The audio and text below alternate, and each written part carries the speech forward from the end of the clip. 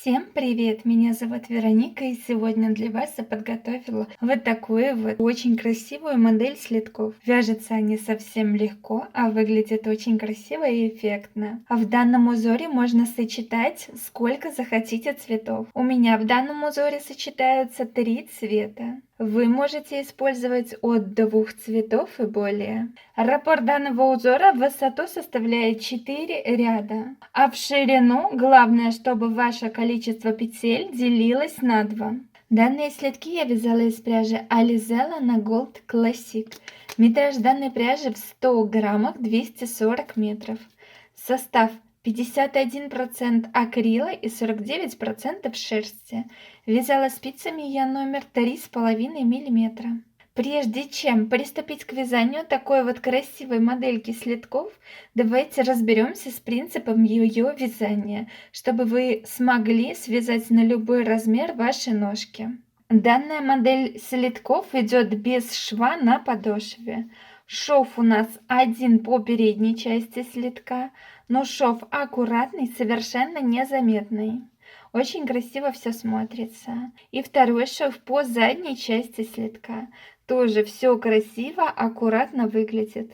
Данную модель следков я вязала из такой вот заготовки.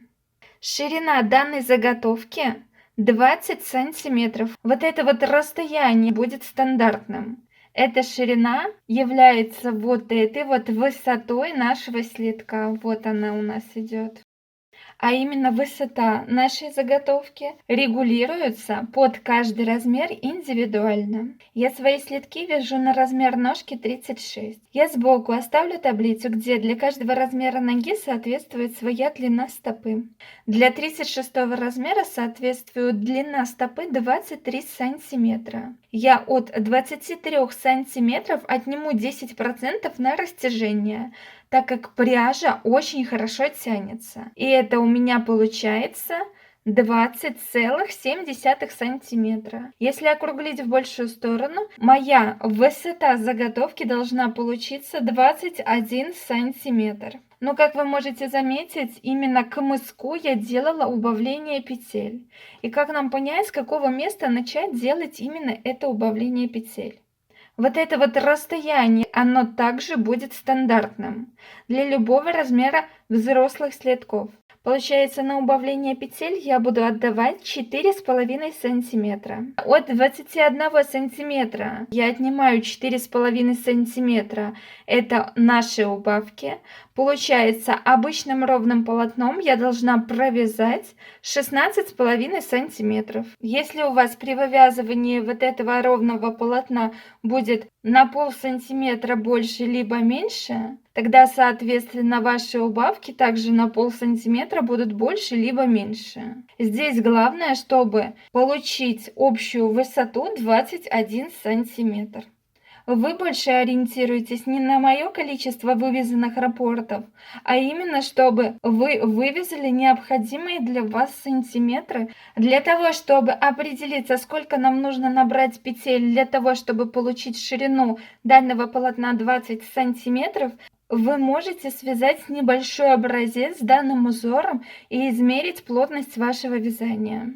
В моем случае, для того, чтобы у меня получилось 20 сантиметров шириной мое полотно, я набирала 28 петель. И после убавления петель у меня здесь осталось 12 петель на спице. Далее мы эти петли просто стянем между собой. Надеюсь, что принцип вязания вам понятен. Берем пряжу, спицы и приступаем к вязанию вместе со мной. На 2 спицы обычным способом набора с помощью длинного хвоста я сейчас наберу 28 петель. Вы набираете столько петель, сколько вы рассчитали, для того, чтобы ваше полотно в ширину получилось 20 сантиметров. Кончик оставляем немного длиннее, чтобы этим кончиком далее сшить задний шов следка. Перед вывязыванием основного узора я сейчас провяжу 4 установочных ряда. Данные 4 ряда вяжутся только один раз в самом начале, далее они не повторяются. Первый ряд, первую кромочную петлю я снимаю не провязывая, и далее все петли я провязываю лицевыми. Последняя кромочная петля на протяжении всего вязания будет провязываться изнаночной петлей, так как она у нас будет являться кромочной. Второй ряд, первую кромочную петлю я снимаю не провязывая, и далее все петли я провязываю изнаночными. Последняя кромочная петля также провязывается изнаночной. Далее третий ряд, по лицевой стороне вяжем все петли лицевыми, как мы провязывали первый ряд. И четвертый ряд, по изнаночной стороне все петли изнаночными, так же как мы провязывали с вами второй ряд. Провязываем данные два ряда самостоятельно. Мы с вами провязали два ряда самостоятельно.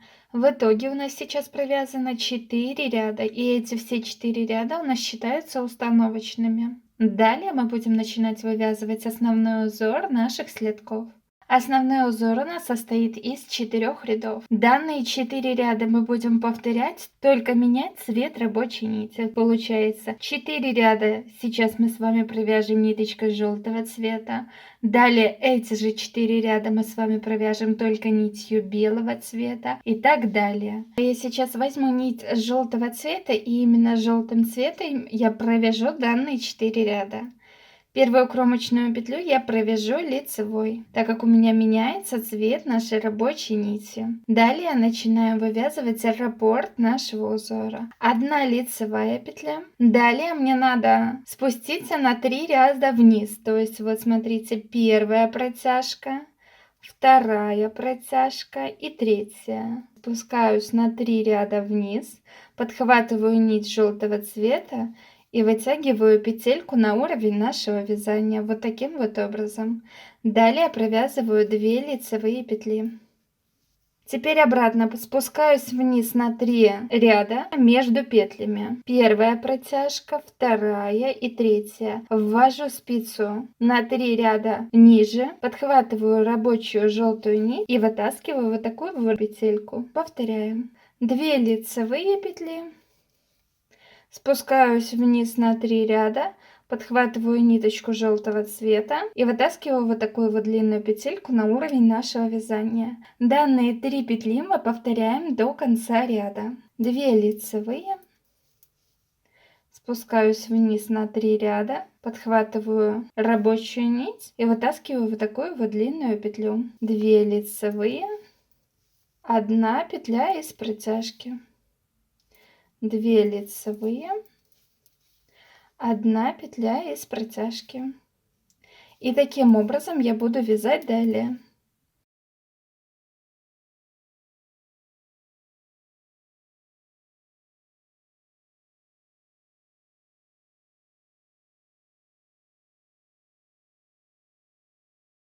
В самом конце у меня остается 2 петли. Получается, мы вытащили с вами длинную петлю. Далее провязываем 1 лицевая.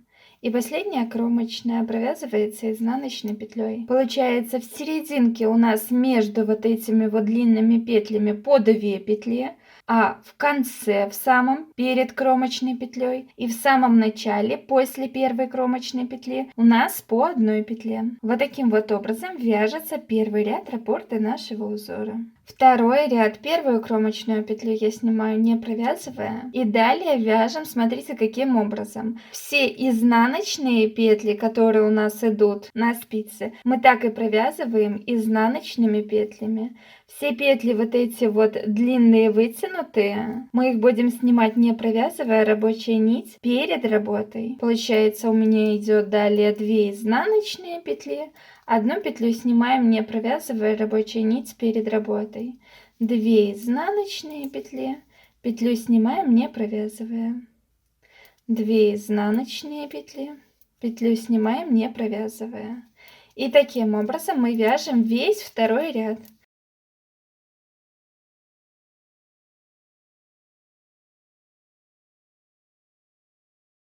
Два ряда мы провязали ниточкой желтого цвета. Из этого края у нас располагается две наши рабочие нити. Кончик от желтой нити мы прячем по изнаночной стороне самостоятельно. Чтобы больших протяжек у нас не образовывалось, мы перекручиваем желтую нитку с зеленой вот таким вот образом. И далее обратно продолжаем довязывать третий и четвертый ряд ниточкой желтого цвета. Но за счет того, что мы с вами перекрутили данные две рабочие нити, у нас по данному краю не будет образовываться сильно больших протяжек, так как зеленая нить наша поднялась сейчас на один ряд выше. Третий ряд. Первую кромочную петлю я снимаю, не провязывая. Следующую петлю я переверну, чтобы у меня правая стеночка лежала сверху.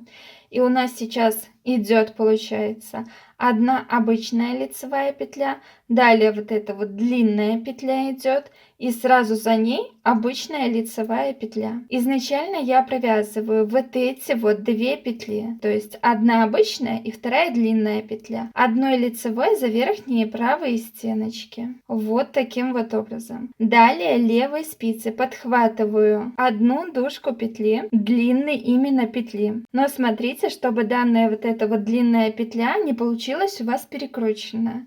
И теперь вот эту дужку петли и следующую лицевую петлю я провязываю также одной лицевой, только за нижние правые стеночки. Вот таким вот образом у нас раздвоилась длинная наша петля. Далее вот этот вот раппорт узора в ширину повторяем до конца. Переворачиваем петлю, чтобы у меня правая стеночка лежала сверху. Далее провязываю 2 петли вместе одной лицевой петлей за верхние правые стеночки. Левой спицей подхватываю одну дужку длинной петли и провязываю теперь 2 петли вместе одной лицевой, только уже за нижние правые стеночки. Давайте еще раз повторим. Переверну первую петлю, провязываю 2 петли вместе одной лицевой петлей за верхние стеночки. Теперь левой спицей подхватываю одну дужку длинной петли и провязываю вот эти вот 2 петли с левой спицы одной лицевой за нижние правые стеночки.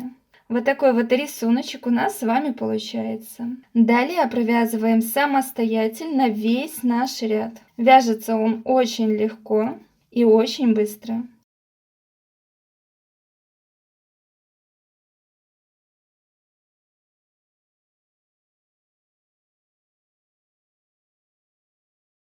В самом конце у меня остается 4 петли на левой спице. Я первую петлю переверну, провязываю 2 петли вместе за верхние стеночки, подхватываю левой спицей также одну дужку петли длины и теперь провязываю 2 следующие петли с левой спицей также одной лицевой. И последняя кромочная петля провязывается изнаночной.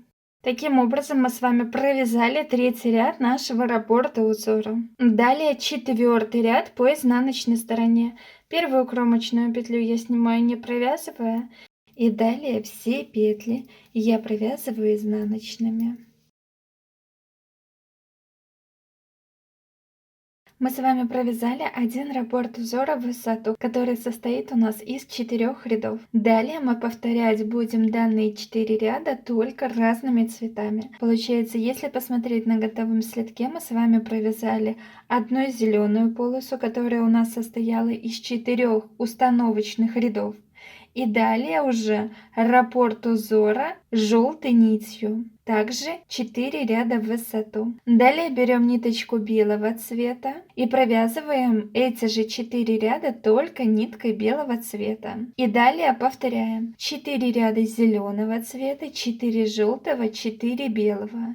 И таким образом я буду вязать далее до тех пор, пока мое полотно в высоту не получится для моего размера ноги, как я рассчитала, 16,5 сантиметров, то есть до убавления петель. Вы ориентируетесь больше не на количество вывязанных мною раппортов, а на количество сантиметров, которые вы должны получить для своего размера ноги.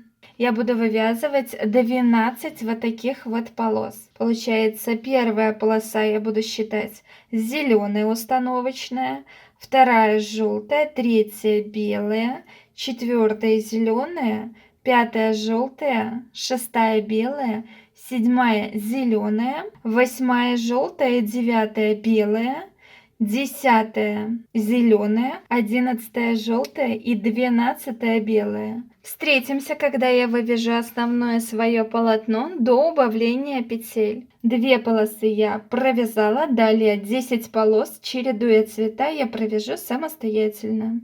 По краю рабочие свои нити не обрезаем, просто мы их поднимаем, как я показывала ранее, перекручивая нити между собой. Получается, у вас с этого края будет всегда располагаться 3 рабочие нити: зеленая, желтая и белая. Я вывезла основное полотно моей заготовки. Как я и говорила, у меня здесь получилось вот таких вот разноцветных 12 полос. Начиная с вот этой вот зеленой полосы, получается 1, 2, 3, 4, 5, 6, 7, 8, 9, 10, 11 и белая полоса 12. У вас это может быть другое количество рапортов. Главное, чтобы вы вывезли необходимые вам сантиметры. Вот таким вот образом смотрится край с изнаночной стороны, где я перекручивала рабочие нити. Если померить в сантиметрах, ширина моей заготовочки 20 сантиметров. Высота моей заготовки на данный момент 16,5 сантиметров. И сейчас я буду убавлять петли на протяжении 4,5 сантиметров. Поэтому, если вам вот этих вот рапортов недостаточно для того, чтобы вывязать необходимые вам сантиметры, вы вывязываете до тех пор, либо больше, либо меньше данную заготовочку. Главное, чтобы сходились ваши сантиметры. После белого цвета у меня идет зеленый цвет, поэтому я сейчас с этого края беру нить зеленого цвета и буду вязать раппорт узора уже с убавлениями петель. Если посмотреть на готовом слитке, на убавке у меня уйдет вот 1, 2 и вот здесь вот на самом мазке еще 2 раппорта. Но белую нить я больше не использую. Вы смотрите, как вам больше нравится. Просто мне не хотелось заканчивать мазочек именно белым цветом. Поэтому белую ниточку я могу уже обрезать, она мне больше не нужна. И у меня останется только 2 рабочие нити. Одна желтая и вторая зеленая. Убавлять петли я буду в каждом лицевом ряду по 2 петли. Одну петлю в начале, вторую петлю в самом конце. Все изнаночные ряды мы будем вязать без убавления петель. Первый ряд раппорта нашего узора. Первую кромочную петлю я провяжу лицевой, так как у меня меняется цвет рабочей нити. И далее, сразу после кромочной петли, я провязываю постоянно 2 петли вместе, одной лицевой за нижние стеночки правые. И после того, когда я сделала одну убавку, я начинаю вязать именно раппорт узора. Как мы помним, первый ряд у нас начинается с одной лицевой петли. Далее я спускаюсь на 3 ряда вниз. Это можно по вот этим вот протяжкам посчитать. Первая протяжка, вторая и третья. Вынимаю петлю на уровень нашего вязания, и после вот этой петли я провязываю 2 лицевые петли. Данные 3 петли мы повторяем до конца ряда. Спускаюсь вниз на 3 ряда, подхватываю рабочую нить и вынимаю петлю на уровень нашего вязания. Далее провязываю 2 лицевые петли. Обратно спускаюсь вниз на 3 ряда, подхватываю рабочую нить и вынимаю петлю на уровень нашего вязания. Далее провязываю 2 лицевые петли.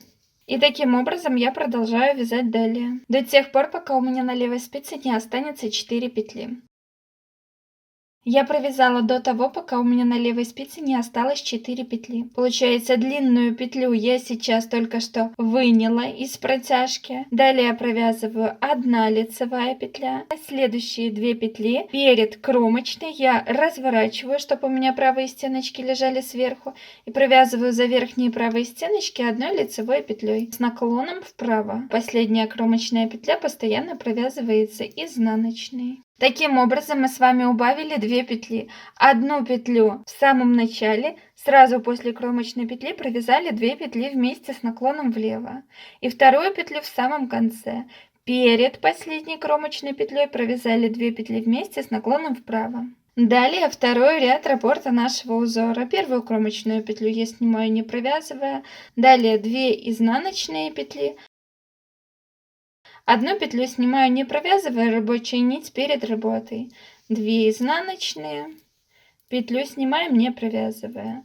2 изнаночные, петлю снимаем, не провязывая. То есть все изнаночные петли по рисунку провязываем также изнаночными. Все петли длинные, которые мы доставали с протяжек, мы снимаем, не провязывая, рабочую нить оставляем перед работой. Довязываем таким образом второй ряд до конца самостоятельно. Третий ряд у нас является лицевым, и значит в третьем ряду мы должны еще 2 петли убавить. Первую кромочную петлю я снимаю, не провязывая, и сразу после первой кромочной петли мы должны петлю убавить. 2 петли я переворачиваю, чтобы у меня правые стеночки лежали сверху. И теперь я провязываю не 2 петли вместе, как мы провязывали ранее, а 3 петли вместе. Это только в самом начале. Таким образом мы с вами убавили 1 петлю. Далее я поднимаю одну дужку длинной петли левой спицей и провязываю следующие 2 петли также одной лицевой. Вот таким вот образом у нас получился раппорт нашего узора в ширину. И таким образом мы с вами убавили 1 петлю в самом начале. Далее вяжем третий раппорт, как обычно. 1 петлю перевернем, провязываем 2 петли вместе одной лицевой. Далее поднимаем дужку длинной петли и провязываем следующие 2 петли также вместе одной лицевой. Далее обратно петлю перевернем. Провязываем 2 петли вместе одной лицевой. Теперь подхватываем дужку длинной петли и провязываем обратно 2 петли вместе одной лицевой. И таким образом провязываем далее самостоятельно ряд до того момента, пока у меня на спице не останется левый 5 петель. У меня на левой спице остается 5 петель. И сейчас мы должны убавить также в самом конце 1 петлю. Сначала я переверну первую петлю, чтобы у меня правая стеночка лежала сверху, и провязываю 2 петли вместе одной лицевой за верхние правые стеночки. Левой спицей подхватываю дужку длинной петли и провязываю 3 петли вместе одной лицевой за нижние правые стеночки. Вот таким вот образом мы убавили с вами петлю в самом конце. Последнюю кромочную петлю провязываю изнаночной. Далее следующий 4-й ряд раппорта нашего узора по изнаночной стороне мы провязываем все петли изнаночными без убавления петель. Мы с вами провязали раппорт узора, состоящий из 4 петель с убавлениями петель. И получается, за 4 ряда данного раппорта мы с вами убавили 4 петли. Давайте еще один раппорт в высоту мы с вами вместе провяжем. Далее будете вязать самостоятельно. Поэтому я сейчас беру нить желтого цвета с данного края. Первую кромочную петлю я провяжу лицевой, так как у меня меняется цвет рабочей нити. Следующие 2 петли сразу после кромочной я провязываю также одной лицевой, убавляя 1 петлю. Далее начинается раппорт нашего первого ряда. Первую кромочную петлю я провязываю лицевой. Далее спускаюсь вниз на 3 ряда, подхватываю рабочую нить и вынимаю длинную петлю на уровень вязания. Далее 2 лицевые петли. Данные 3 петли мы сейчас вместе с вами будем повторять. Спускаюсь вниз на 3 ряда, подхватываю рабочую нить и вынимаю петлю на уровень нашего вязания. Далее 2 лицевые петли. Спускаюсь обратно вниз, подхватываю рабочую нить и вынимаю петельку. Далее 2 лицевые петли. И таким образом провязываем далее до того момента, пока у меня не останется на спице 4 петли. У меня на спице левой остается 4 петли. Изначально я вынимаю длинную петлю на уровень вязания. Далее провязываю 1 лицевая петля. И следующие 2 петли сразу перед кромочной я переверну, чтобы у меня правые стеночки лежали сверху, и провязываю как 1 лицевая петля. Последняя кромочная петля провязывается изнаночной. Таким образом мы убавляем петли в первом ряду раппорта нашего узора. Второй ряд по изнаночной стороне провязываем самостоятельно. Все изнаночные петли провязываем по рисунку изнаночными. Все петли длинные мы снимаем, не провязывая рабочую нить перед работой. У нас будет получаться 2 изнаночные, 1 снимаем. 2 изнаночные, 1 снимаем и так далее. Второй ряд по изнаночной стороне я провязала, и сейчас вместе с вами мы будем провязывать третий ряд раппорта нашего узора по лицевой стороне. И так как у нас идет лицевая сторона, мы с вами должны сейчас 2 петли убавить. Первую кромочную петлю я снимаю, не провязывая, на протяжении всего вязания. И далее я переверну 2 следующие петли, чтобы у меня правые стеночки лежали сверху. Так как мне надо сейчас убавить петлю, поэтому сейчас я провязываю за верхние правые стеночки 3 петли вместе одной лицевой петлей с наклоном вправо. Таким образом мы с вами убавили 1 петлю. Далее левой спицы подхватываю дужку петли длинной и провязываю следующие 2 петли также одной лицевой, только уже с наклоном влево. Обратно переворачиваю петлю, чтобы у меня правая стеночка лежала сверху, и провязываю 2 петли вместе одной лицевой петлей. Затем левой спицей подхватываю дужку длинной петли и провязываю следующие 2 петли также одной лицевой, только уже за нижние правые стеночки. Таким образом мы с вами провязываем ряд. Переворачиваем петлю, провязываем 2 петли вместе, подхватываем левой спицы одну дужку петли и провязываем следующие 2 петли также вместе, только уже за нижние стеночки. Только смотрите, чтобы длинные петли не были у вас перекрученные. И далее я провязываю ряд до того, пока у меня в самом конце не останется 5 петель. У меня на левой спице остается 5 петель. В самом конце мы также должны убавить 1 петлю. Сначала я переверну первую петлю, чтобы у меня правая стеночка лежала сверху, провязываю 2 петли вместе одной лицевой, затем левой спицей подхватываю дужку длинной петли и провязываю следующие 3 петли одной также лицевой. Таким образом мы с вами убавили 1 петлю. Последняя кромочная петля провязывается изнаночной. Мы с вами вывязали 3-й ряд раппорта нашего узора с убавлениями петель. Переворачиваем вязание на изнаночную сторону, и по изнаночной стороне вы будете провязывать этот ряд самостоятельно. Все петли провязываем изнаночными. Мы с вами провязали, получается, 4-й ряд самостоятельно по изнаночной стороне. Если посмотреть на готовом следке, мы, получается, с вами вывязали вот эту вот желтую полосу. Далее рабочая нить желтого цвета мне уже не нужна. Поэтому сейчас именно нить желтого цвета я обрезаю немножко побольше, чтобы мне этой нитью далее сшить передний шов следка. И у нас с вами будет сейчас оставаться только нить зеленого цвета.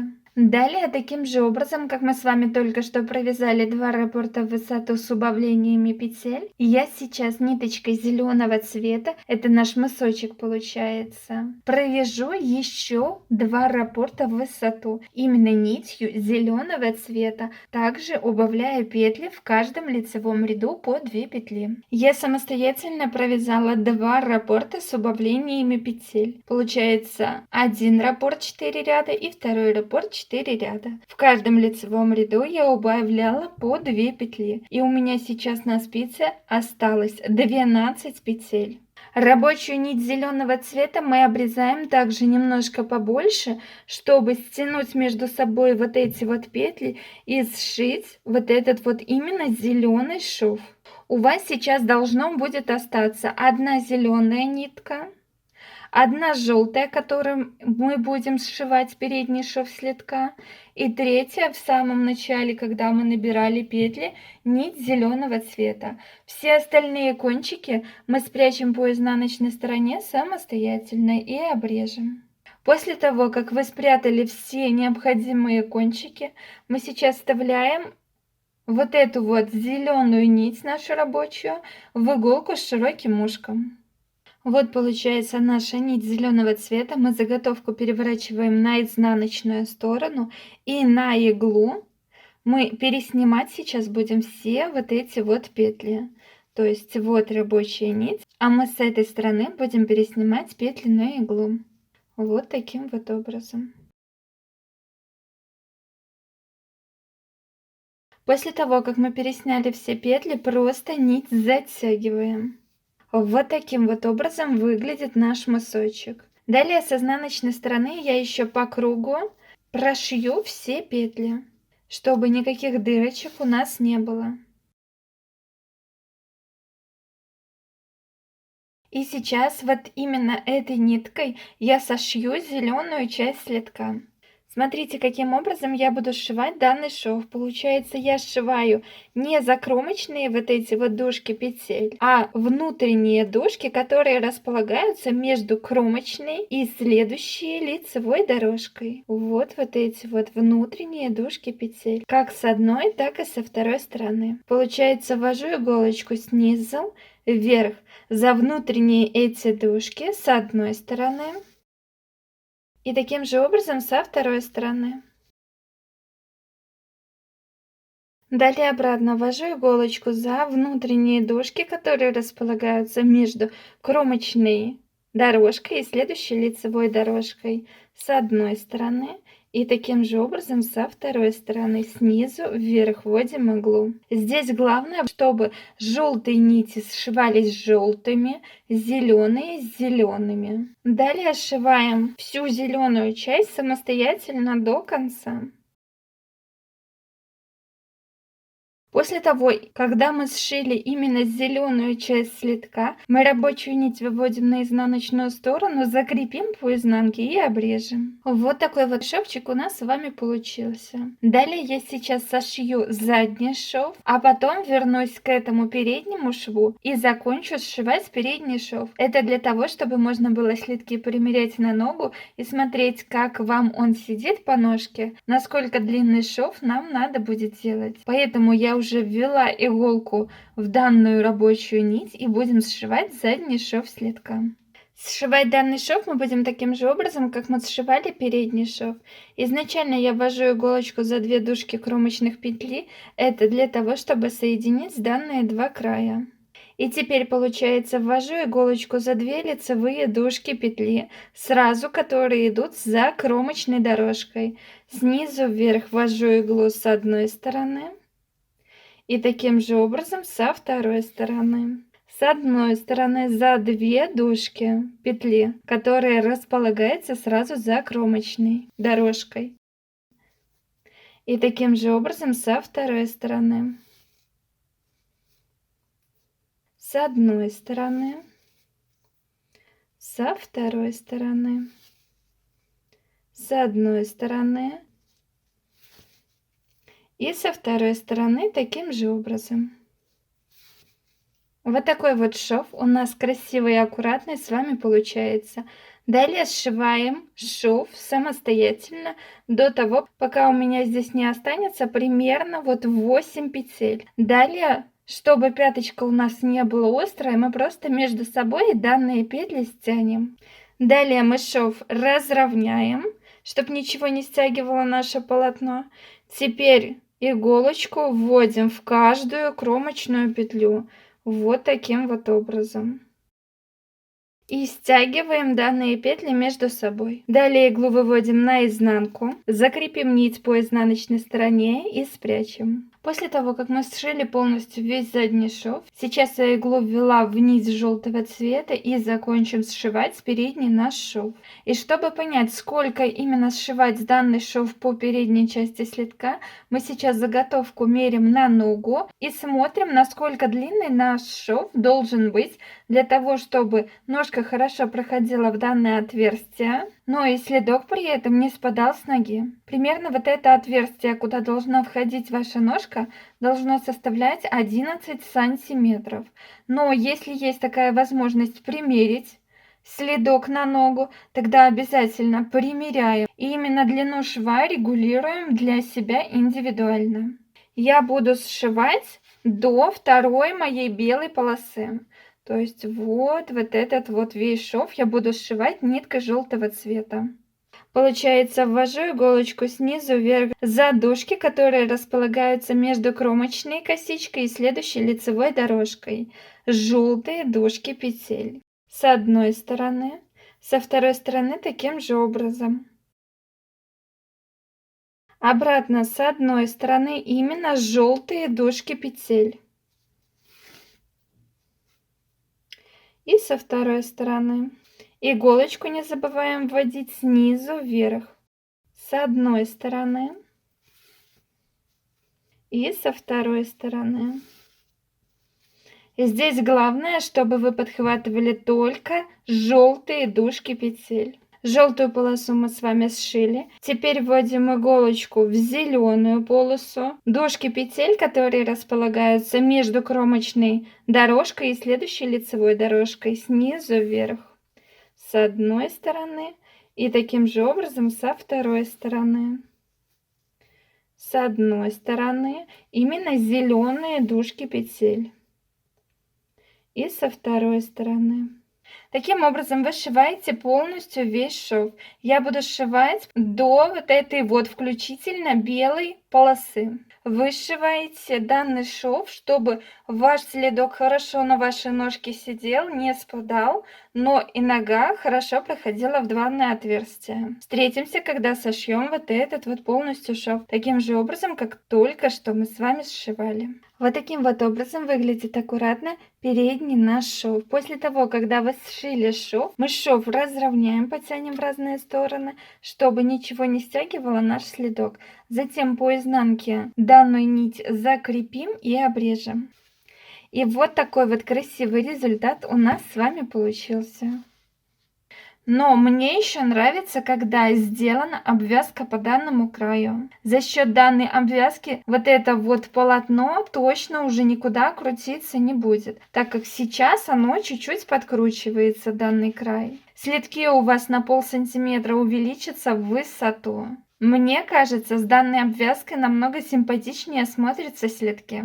Ниточку для обвязки можно брать совершенно любую. Я взяла нить потолще. Делала обвязку я вот такой вот пряжей Alize Superla на Максе. 100 грамм, 100 метров. Но вы можете сделать обвязку любой пряжи, которая вам понравится. И для того, чтобы сделать обвязку, сейчас я возьму крючок примерно 4 миллиметра и пряжу. Начинать делать обвязку я буду с задней части следка. Для этого ввожу крючок за 2 дужки кромочной петли, подхватываю рабочую нить, которой я буду делать обвязку следка. И у меня на крючке получилась вот такая вот одна петля. Далее подхватываю рабочую нить и продеваю в данную петлю. Это у нас получилась воздушная петля. Далее мы будем смотреть, каким образом обвязывать данный край следка. Ввожу крючок за 2 дужки кромочной петли, подхватываю рабочую нить. У меня на крючке 2 петли образовалось, и теперь между собой эти 2 петли соединяем. Далее ввожу крючок в следующую кромочную петлю, подхватываю рабочую нить, и теперь эти 2 петли между собой соединяем. Обратно ввожу крючок за 2 дужки кромочной петли, подхватываю рабочую нить, и между собой эти 2 петли соединяем. Ввожу крючок за 2 дужки кромочной петли, подхватываю рабочую нить, и между собой эти 2 петли соединяю. И таким образом мы будем обвязывать весь наш следок по кругу до того, пока мы не дойдем до первой нашей петли обвязки. Я обвязала полностью весь край следка. Дошла до первой нашей петли, где мы начинали. Теперь ввожу крючок в первую петлю белую за 2 дужки петли, подхватываю рабочую нить и просто эти 2 петли соединяю. Далее кончик от рабочей нити я сейчас обрежу и вынимаем его через эту петлю. Затягиваем. И данные 2 кончика от нити прячем по изнаночной стороне самостоятельно. После того, как мы с вами сделали обвязку, спрятали все кончики по изнаночной стороне, вот такой вот красивый результат у нас с вами получается. Если вам понравился данный мастер-класс, поддержите меня лайком. Если вы не подписаны на мой канал, обязательно подпишитесь. А мы с вами встретимся в новом видео. Всем спасибо за просмотр. Всем пока-пока.